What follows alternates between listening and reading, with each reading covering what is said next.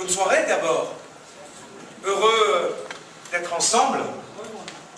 Heureux de partager ce moment avec vous.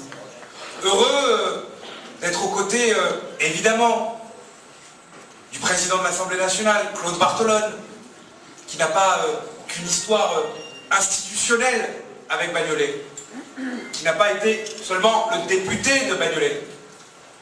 Il est aussi celui qui fait que, à chaque fois qu'un Bagnoletais qui a déjà eu affaire à lui me rencontre ou vient à la permanence, me dit « je compte sur vous hein ». Claude Barthelone, il se souvenait de tout et il répondait et il faisait suivre et il suivait le dossier. Donc il est toujours un peu présent dans la permanence, même lorsqu'il est à l'Assemblée. Et en tout cas, c'est une exigence de rigueur et un souvenir laissé qui, en tout cas, nous engage tous. Remercier évidemment l'ensemble des partenaires qui sont présents ici. J'y reviendrai, la responsable du Parti Socialiste de Montreuil, Younis Choukri, mais l'ensemble des élus, le président de la communauté d'agglomération, Gérard Coq, le responsable du PS du département, mais aussi Frédéric Calandra, et j'y reviendrai, la maire du 20e arrondissement. Les habitants des Coutures savent pourquoi c'est important qu'elle soit là ce soir. Et puis bien évidemment Tony. Tony est à travers lui aussi un parcours. Le parcours des socialistes bagnoletais. Les socialistes bagnoletais, ils n'ont pas attendu 2012 ou 2013 pour prendre leur distance avec une certaine conception de la politique.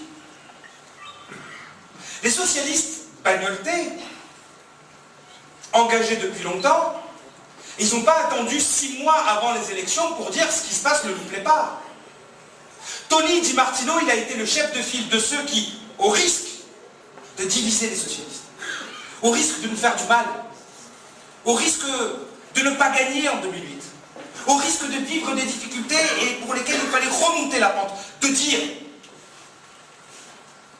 mon éthique, ma fierté, la fierté des bagnoletais, ce qu'on leur doit, vaut bien mieux qu'un poste d'adjoint. Nous n'en serons pas. Et dès 2008, Tony Di Martino a dit « Je ne serai pas de l'équipe de Martin Lervel, je ne serai pas de cette gauche que je ne considère pas être une gauche, et dès aujourd'hui, dès 2008, j'incarne l'alternative. » C'est important, parce que la vie politique, elle est aussi faite de cohérence. C'est d'ailleurs la relation humaine que nous avons. Elle est faite de cohérence. Essayez d'être aussi sympathique et aussi présent après les élections qu'avant les élections. Ne rien promettre avant les élections pour être élu, afin de préserver l'honnêteté et le lien de loyauté et de confiance entre nous tous. Être engagé et transpirer autant avant les élections qu'après les élections. C'est aussi ça, cette cohérence. La cohérence, c'est aussi d'appeler toujours au rassemblement. De faire en sorte de rassembler plutôt que de diviser. De faire des propositions plutôt que de critiquer. Tenter de faire en sorte que Bagnolet avance plutôt que de souligner si l'innombrable recul. Vous savez, on pourrait passer la soirée à traiter du bilan de la municipalité actuelle. Ou quelques secondes. Pour le résumer en un mot. Catastrophique.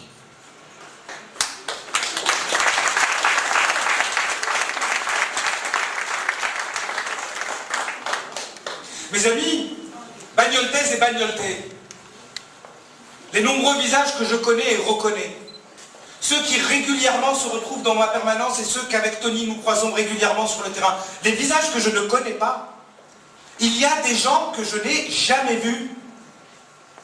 Et Dieu sait le nombre de porte-à-porte que nous avons fait avec Tony pendant la présidentielle, pendant les législatives.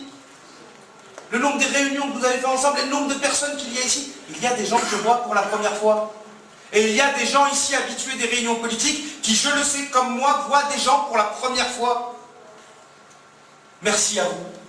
Merci à vous d'être là pour une raison simple, car dans la période que l'on vit, faite de défiance, où on se permet le racisme le plus ignoble en direction du ministre de la Justice, où on se permet d'insulter le 11 novembre, où la droite et l'extrême droite ne retient aucun de ses coups, voire que ceux qui y croient encore, que ceux qui ont l'âme à gauche et qui savent que c'est maintenant qu'il faut rester soudés, sortent de leur maison pour se retrouver ce soir d'hiver, pour conquérir un nouvel avenir pour Bagnolet, nous ne pouvons que leur dire merci.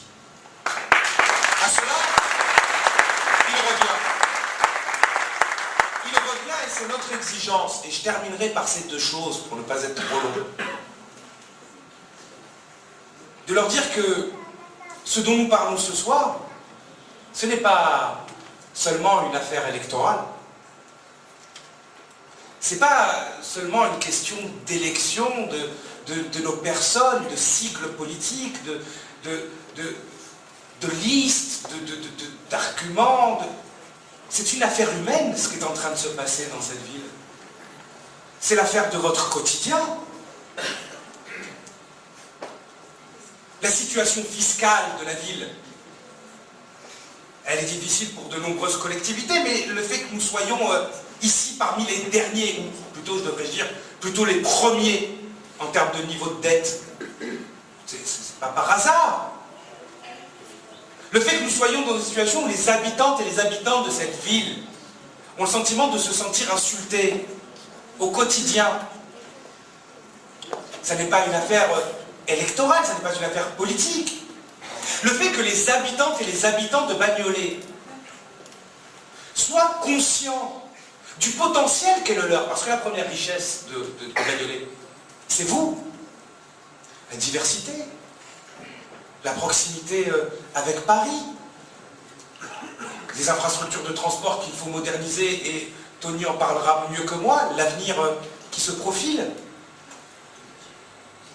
Une capacité à vivre ensemble, malgré les difficultés. C'est d'ailleurs ce qui sauve la municipalité de Bagnolet. Je crois qu'il n'y a pas une ville qui aurait tenu, au regard de ce qu'on entend, de ce qu'on voit, ayant vécu la même chose que Bagnolet. Sauf qu'à Bagnolet, il y a les Bagnoltaises et les Bagnoltais. C'est vous qui maintenez la ville debout, en fait. C'est vous et vous seul. Je le vois au quartier des Coutures quand il ne reste plus rien. Lorsque la puissance publique a déserté et qu'il nous faut aller chercher la maire du 20e arrondissement, Frédéric Calandra, il pouvait l'applaudir. Il ne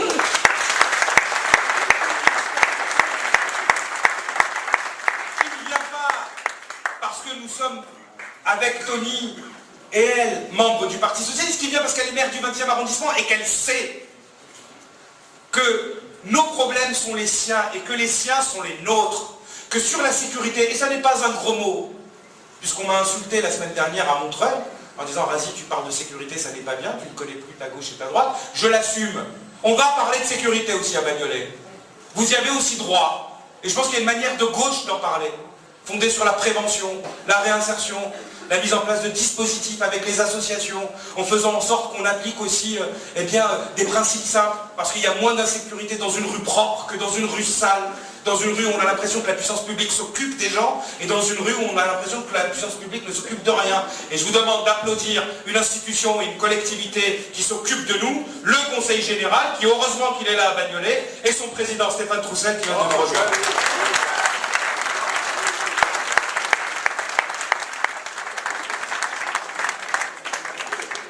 Ce que je disais sur la sécurité, ce que je disais sur le quartier des Coutures, j'aurais pu le dire sur le quartier de la Noue, les Malassis. J'aurais pu le dire sur le centre-ville. Je ne vais pas épiloguer sur l'hôtel de ville.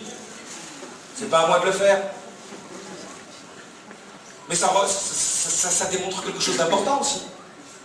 Stéphane vient de nous rejoindre. Je parlais avant de Frédéric Calandra, Gérard Côme, président de la communauté d'agglomération, et même président de l'Assemblée nationale, qui par son soutien moral et non institutionnel, parce qu'il est le président de toute l'Assemblée nationale, et donc de toutes les sensibilités, mais quand même, c'est avec nous qu'il est ce soir. Demain, ce sont aussi les partenaires de Bagnolet. Et je ne trahis pas un grand secret, Tony, en te disant que j'espère, de Montreuil, être aussi ton partenaire pour Bagnolet.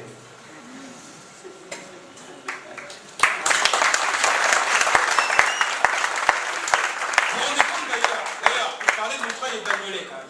On est quand même dans...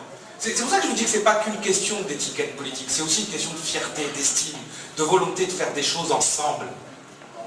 Vous vous rendez compte qu'on a un parc ensemble? Le parc Jean Moulin. Moi je pense que ça n'a rien à voir avec le communisme en fait. Moi je suis proche des écologistes et des communistes. C'est des idéologies sœurs. C'est la grande famille de la gauche. Mais ce qui s'est passé à Bagnolet, ça n'a rien à voir avec le communisme. Rien du tout. Il y a eu deux villes, Montreuil et Bagnolet, qui pendant 50 ans, où toutes les deux étaient communistes. Ils n'ont jamais pu avoir un projet ensemble. Jamais, rien, nada. Même quand il y a eu un parc à cheval sur les deux villes, ils se sont débrouillés pour donner un nom. Jean Moulin sur le côté Bagnolet, Parc des Guilans sur le côté de Montreuil. Faut le faire. Et quand vous voyez vos élus qui ne sont même pas capables de s'entendre sur le nom d'un parc commun, comment vous voulez, vous, que nos enfants en frontière de Malassis et de Lannou s'entendent? Alors mes amis, mais demain, on va avoir besoin de tout le monde à Bagnolet, et à Montreuil aussi. On va avoir besoin du Conseil Général. On va avoir besoin d'Est Ensemble. Et on va avoir besoin aussi que le Grand Paris se mette debout. J'entends le discours, et je terminerai par là, à Bagnolet. Notamment ceux qui hier étaient dans l'équipe du maire et qui se sont réveillés il y a 2 semaines en disant on est tout neuf, tout frais, comme des poussins ayant craqué l'œuf. On se présentait à vous en me disant hier j'étais premier adjoint, aujourd'hui je suis le premier des miens. Tu as toujours le premier de quelque chose. Mais quand même, bah, qui viennent à vous en vous disant il y a un problème, le Grand Paris. Nous on avait l'impression que le problème c'était plutôt à Bagnolet. Le Grand Paris, c'est plutôt des solutions quand même. Le Grand Paris n'existe pas encore, que nous avons déjà, grâce à Jean-Marc Ayrault, le financement du prolongement d'un certain nombre de lignes de métro, et notamment la ligne 11, et je ne parle même pas des projets à venir, parce que ce n'est pas par hasard que la porte de Montreuil et la porte de Bagnolet sont parmi les 2 seules portes de l'ensemble du périphérique parisien qui ne sont pas encore aménagées ou dans un programme d'aménagement quand même. C'est quand même pas à cause des autres. Partout, les travaux sont entamés, de nombreux endroits et sur de nombreuses portes ils sont terminés, mais à Montreuil et Bagnolet, c'est toujours la faute des autres.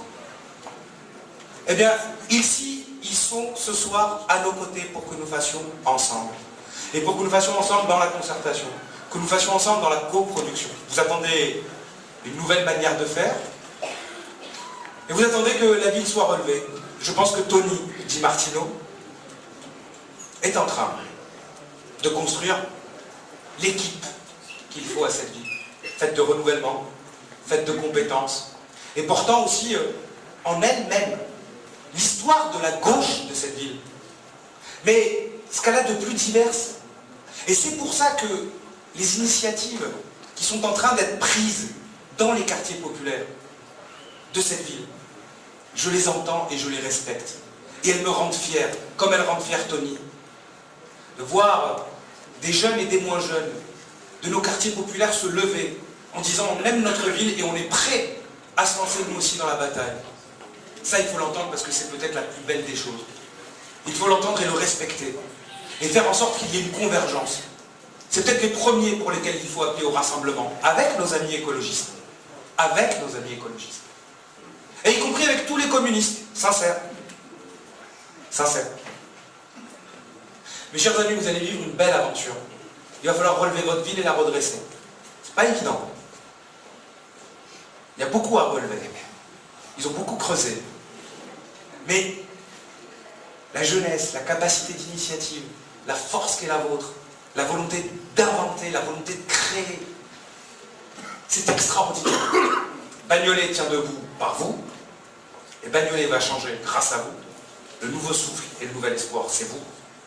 Alors dès maintenant, chacun, Bagnoleté par Bagnoleté, porte par porte, rue par rue, la campagne des municipales commence ce soir, et la victoire d'une nouvelle équipe de gauche pour enfin une alternative à Bagnolet se construit ce soir. Bonne chance à toi, Tony.